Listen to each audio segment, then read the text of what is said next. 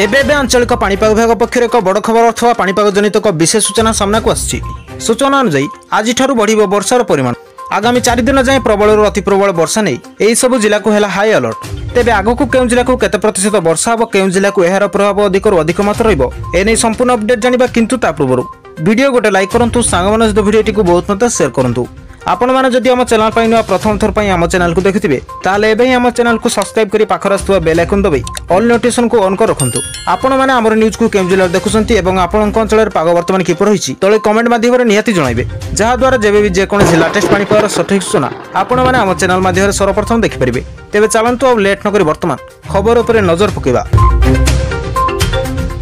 तेबे सूचना अनुसार आज कमिब गुळुगुळी वर्षार भिजिब रज पर्व।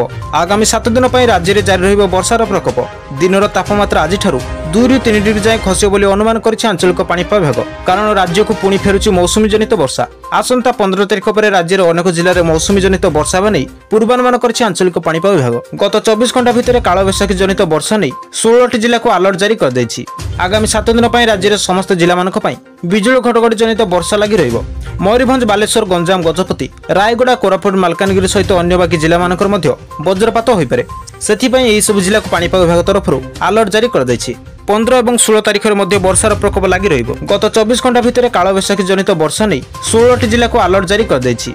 आगामी 7 दिन राज्य समस्त जिला मानक पई बिजुली घटघटी जनित वर्षा लगी रहिबो। मयूरभंज, बालेश्वर, गंजाम, गजपति, रायगड़ा, कोरापुट, मालकानगिरी सहित अन्य बाकी जिला मानकर मध्य वज्रपात होई पारे। सेथिपई एही सब जिला को पाणीपाग विभाग तरफ अलर्ट जारी कर दैछि।